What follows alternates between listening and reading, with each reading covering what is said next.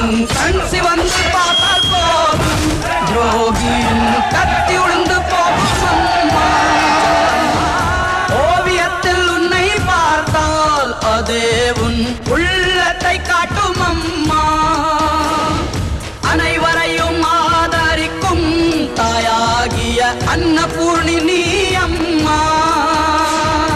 அன்புக்கும் பண்புக்கும் தான் நீயோர் அருள் வடிவாகும் அம்மா. உந்தன் மொழிதானே மேலோரோதும் வேதம், உந்தன் செயல்தானே எதிலும் இங்கே தர்மம்.